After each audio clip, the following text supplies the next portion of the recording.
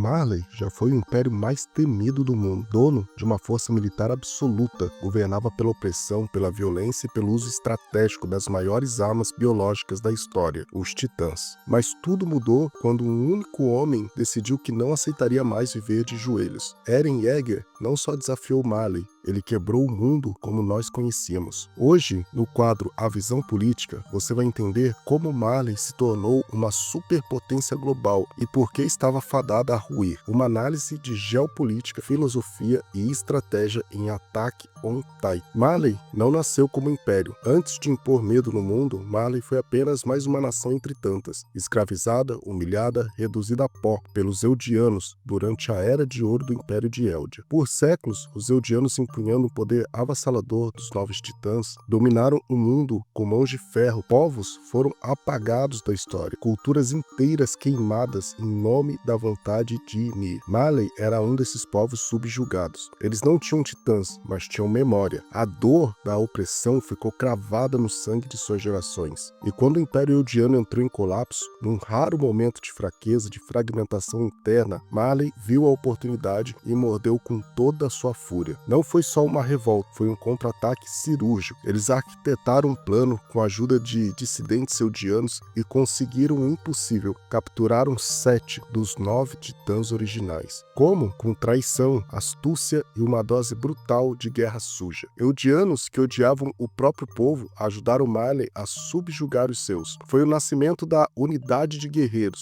crianças eldianas treinadas por Marley, manipuladas para se tornarem armas vivas e entregarem seus próprios irmãos à morte. Em pouco tempo, o poder dos titãs, que um dia os oprimiu, se tornou o trono sobre o qual Marley se ergueu. Com esses titãs, a armadura, o mandíbula, o martelo de guerra, o bestial, o fêmea, o quadrúpede, o colossal, Marley criou um arsenal biológico incomparável. Era como possuir 7 bombas nucleares, que podiam correr, esmagar e regenerar. E Marley não hesitou. Iniciou uma política expansionista brutal, conquistando territórios, sufocando culturas e apagando a própria memória do que significava ser eldiano fora da ilha de Parades. A cada nação que resistia, Marley mandava um titã, e a mensagem era clara: se ajoelhe ou seja esmagado. Assim, o mundo deixou de ver Marley como vítima e passou a enxergá-la como um novo império que cuspia sobre os escombros da antiga Eldia. Marley não dominava o mundo apenas com força bruta. O verdadeiro segredo do seu poder era a engenharia do medo. O império não sobrevive apenas esmagando inimigos, ele sobrevive manipulando consciências. E Marley entendeu isso como ninguém. Eles criaram um sistema que combinava ciência, propaganda e brutalidade. Um sistema que destruía a resistência antes mesmo de ela nascer. Quer ver como eles faziam isso? Então segura essa. Primeiro, Eldianos como armas vivas. Marley pregava os descendentes de Ymir, o mesmo povo que um dia governou o mundo e os transformava em bombas ambulantes. Chamavam isso de arma estratégica. Na prática, era terror estatal. Recrutavam eldianos pobres, desesperados, e os prometiam redenção em troca de servidão. Depois, os injetavam com fluido espinhal e os jogavam de aviões, como se fossem lixo, transformando-os em titãs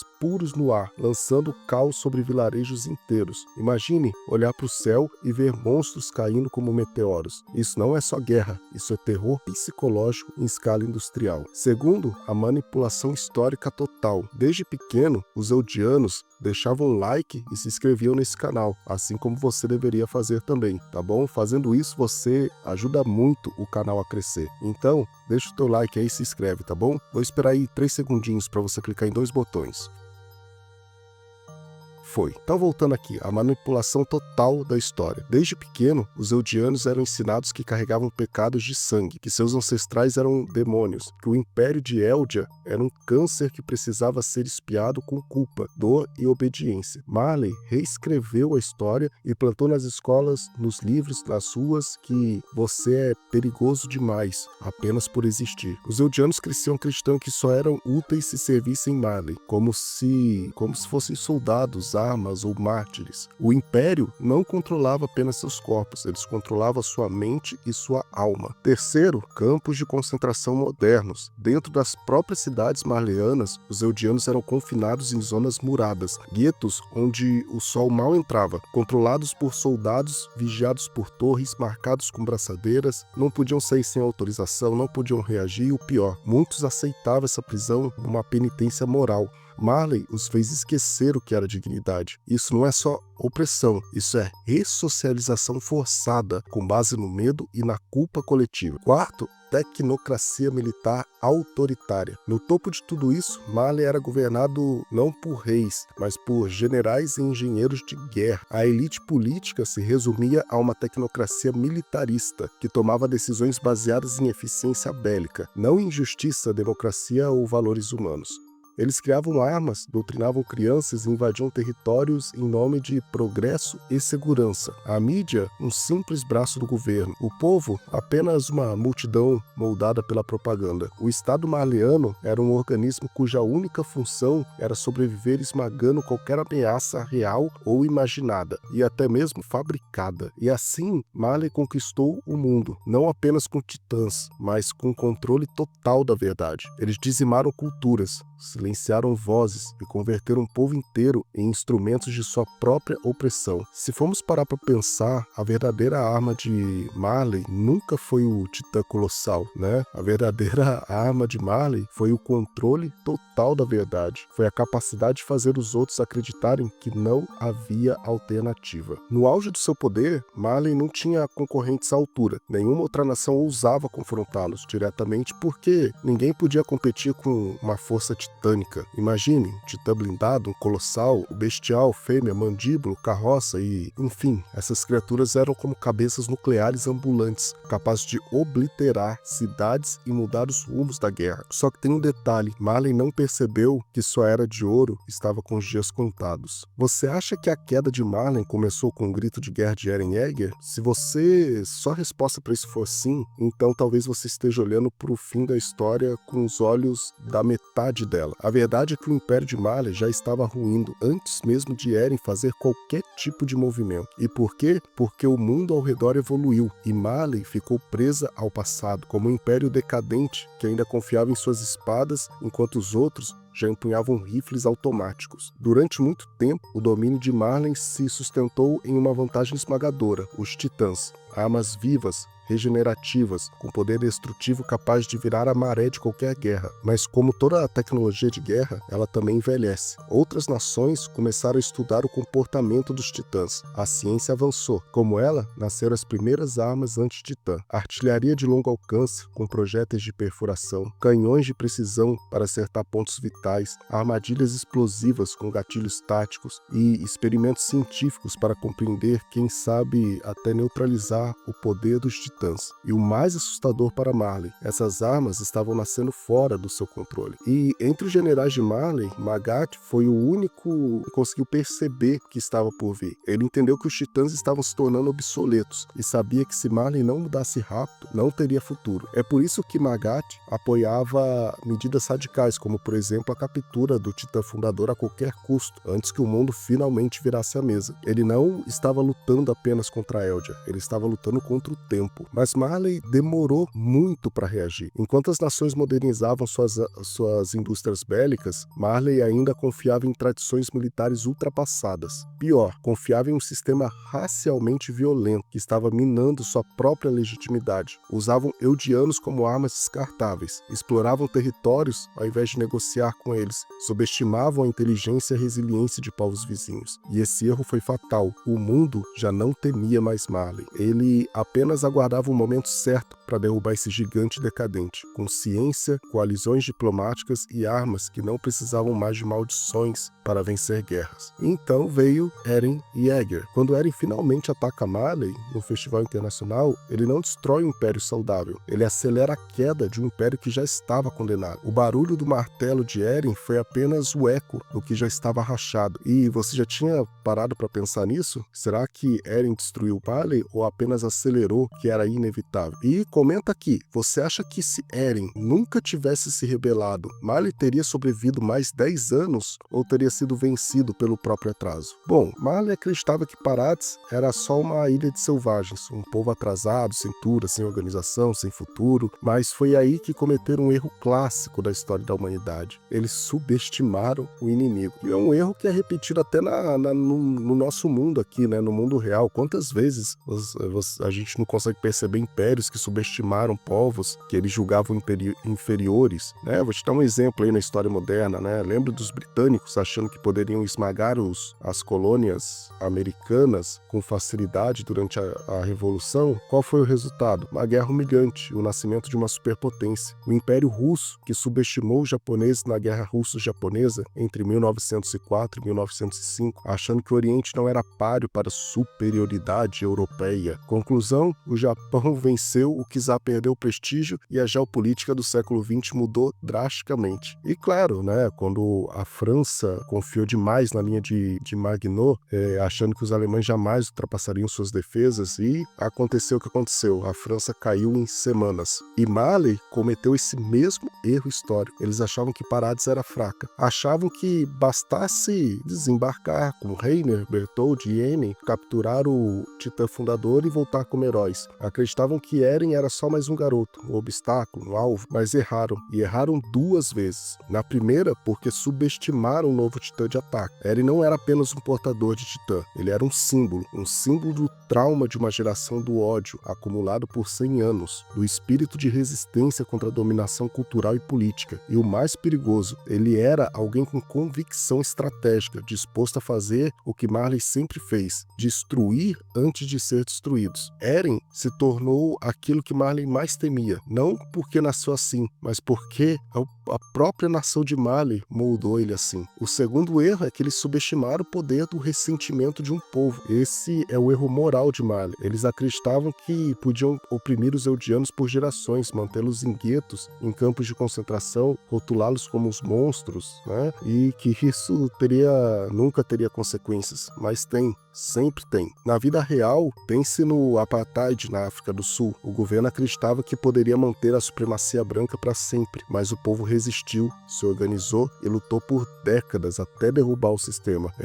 A gente tem um exemplo aqui mais próximo do Brasil, o Brasil escravocrata, por exemplo. Durante séculos a elite acreditou que o povo negro aceitaria a escravidão como algo natural, mas a história provou o contrário. Quilombos surgiram, revoltas eclodiram e a luta por igualdade continua até os dias de hoje. Marley não criou um herói, Marley criou um monstro, mas esse monstro foi forjado por suas próprias ações. Eren Yeager é o resultado direto da opressão, da segregação e do orgulho imperial de Marley. Eles criaram as condições, eles provocaram as cicatrizes, eles apontaram o dedo e depois se assustaram com essa reação, como se a culpa fosse de Paradis, como se o ódio que Eren carregava tivesse nascido sozinho. O erro de Marley não foi só militar, ele foi político e filosófico. Subestimaram o potencial de organização de um povo que é a liberdade. Ignoraram o ódio acumulado por gerar líderes preguiçosos. Acreditaram que manter o controle pela força bastaria. Isso se aplica ao mundo real também. Todo governo que trata um povo como selvagem ou inferior está cavando a própria queda. Toda alternativa de apagar a identidade de uma cultura acaba reacendendo a chama da resistência. Mas eu quero saber de você. Você acha que Eren virou um monstro ou só reagiu como qualquer oprimido reagiria depois de tanto tempo em silêncio? Deixa aqui nos comentários, na sua opinião, Marley foi vítima de Eren ou vítima da própria arrogância? O ataque de Eren no Festival de Libério foi quando o Império foi atacado em casa, na frente dos líderes mundiais, ao vivo, foi um marco assim interessantíssimo na história de Marley. Eren matou civis, destruiu a infraestrutura militar e a psicologia do país e declarou ao mundo que o equilíbrio de poder havia mudado. Ali nasceu um novo mundo e nascia com sangue. Foi exatamente ali que as nações perceberam que Marley não era invencível. O Rumbling não foi só um ataque, foi um colapso de uma ordem global. Eren decidiu ativar milhões de colossais adormecidos nas muralhas para aniquilar Marley e qualquer outra nação que representasse uma ameaça a Parades. Ele rompeu qualquer possibilidade de diplomacia e, ao fazer isso, expôs o que Marley havia feito por séculos: escravizado, mentido e usado a força como linguagem universal. A destruição de Marley não era só tática, ela era simbólica. É a queda de um império que acreditava que podia fazer de tudo sem jamais prestar contas. Eren se torna, com todas as críticas possíveis, o castigo final da soberba marleana. A história nos mostra que impérios caem não só pela força do inimigo, mas por não entenderem a maré do tempo. Marley caiu porque ainda achava que os titãs controlavam tudo, mas o mundo mudou e eles não acompanharam. Marley achava que era o centro do universo, mas quando os muros de Parades caíram, o mundo se revelou muito maior e muito mais preparado do que eles imaginavam. Nações antes silenciosas surgiram com novas tecnologias, resistência organizada, alianças estratégicas para conter o poder titânico. Você já viu na história real algum império ou país que caiu porque achava que nada jamais mudaria? Pois é, eu vi Marley e foi bem satisfatório, na minha opinião. Marley, na prática, era um estado totalitário, disfarçado de república militar. Os Eldianos eram cidadãos de segunda classe. Existia vigilância constante, censura e repressão. Crianças eram treinadas desde cedo para servir o Estado e lutar como uma pátria que os odiava. Isso lembra os regimes do século XX, fascistas, comunistas totalitários, ditaduras militares, onde o indivíduo só existia enquanto servia ao Estado. Talvez, como eu já disse aqui, a arma mais poderosa de Marley nunca tenha sido os titãs, mas sim a narrativa, o poder de distorcer a história, apagar verdades, convencer seus próprios inimigos que eles mereciam serem oprimidos. Eles ensinaram os Eldianos a odiarem a si mesmo. Isso é política pura, de verdade. Você já se pegou duvidando do que te ensinaram na escola? E se a história que você realmente conhece foi escrita pelo lado vencedor? Bom, o Império de Marley mostra que o poder baseado no medo e na mentira é instável por natureza. Eles tinham armas, soldados e território, mas não tinham legitimidade, justiça, nem aliados de verdade. No fim, eles estavam sozinhos, e isso na geopolítica é mortal. Um país sem aliados é um país cercado. A destruição de Marley não foi apenas física, foi histórica, cultural e filosófica. Foi o colapso de uma ideia de mundo baseada em hierarquias raciais, força bruta como argumento e a dominação como virtude. Eren não só destruiu cidades, ele destruiu um modelo de mundo, e com isso abriu espaço para algo novo, embora também terrível. O fim de Marley é uma das críticas mais poderosas já feitas em um anime à política de opressão e supremacia, mas também é um alerta. Todo império, mais cedo ou mais tarde, encontra o seu Eren Yeager, e aí não importa quantos muros você construiu, não importa quantas armas você acumulou, se você governa com ódio e medo, mais cedo ou mais tarde o mundo responde, mais cedo ou mais tarde um Eren Yeager se levanta. Marley caiu, as muralhas ruíram, não apenas as de Parades, mas as do orgulho marleano. O que sobrou foi desespero, caos e o mais puro vazio político, sem seus titãs, sem aliados e sem a verdade. Marley não tinha mais onde se sustentar. E o mundo? O mundo percebeu que não existia mais uma superpotência dominante. Agora, todos estavam com medo de todos. Marley caiu, mas será que o autoritarismo caiu com ele? Ao olhar para o mundo pós-Rumble, vemos que muitos países começaram a se armar mais ainda. A mensagem que aprenderam foi clara: se não quisermos ser a próxima Marley, temos que nos tornar um novo Marley. E isso levanta uma questão moral importantíssima. O que você acha? É possível existir paz verdadeira num mundo onde todos vivem se preparando para a guerra? Attack on Titan nos ensina uma das parábolas políticas mais duras da ficção japonesa. O mundo gira em círculos. O oprimido vira opressor. O herói vira vilão, e a verdade vira narrativa. Marley, Eldia, próprio Eren, todos são vítimas e algozes ao mesmo tempo. E isso, mais do que qualquer ideologia, nos obriga a refletir sobre as bases da política que vivemos. Você acha que é possível romper esse ciclo? Ou estamos todos condenados a repetir a história rostos diferentes? Se você está gostando dessa análise, ela é apenas uma pequena parte de um método para aprender centenas de coisas assistindo anime. Imagina só, a cada anime que você assistir, você aprende uma alta carga de política e filosofia e ainda consegue entender a nossa realidade brasileira. Bom, eu tenho um presente especial para você que está buscando entender ainda mais como a política está presente nos animes que amamos. E não só política, tá? Filosofia, pensamentos e até mesmo uma carga teórica. Eu acabei de lançar um e-book exclusivo chamado Anime e Política, como fazer análises profundas com seus personagens favoritos. Nele, eu ensino como interpretar personagens como Eren, Lelouch, Makoto, All Might e até mesmo Itachi Uchiha, sob uma ótica filosófica, política e cultural. Você vai aprender sobre espectros ideológicos, escolas de pensamento e muito mais, de forma prática, direta e com exemplos de anime em cada capítulo e como você pode trazer isso para a realidade. O link vai estar aqui na descrição e também no comentário fixado. E se você faz parte dos 11% que assistiram esse vídeo até o final, esse e-book que eu acabei de apresentar é para você. E assim, de novo, Marley caiu, mas a pergunta que fica é muito maior do que o fim de um império. A pergunta para você, que faz parte dos 11% que me assistiram até o final, é a seguinte: como se constrói um mundo onde nenhum Marley volte a existir? Essa não é uma resposta que vem dos animes. Essa é uma resposta que a gente precisa construir na vida real. Se você fosse reescrever o mundo depois da queda de Marley, que tipo de sociedade você construiria?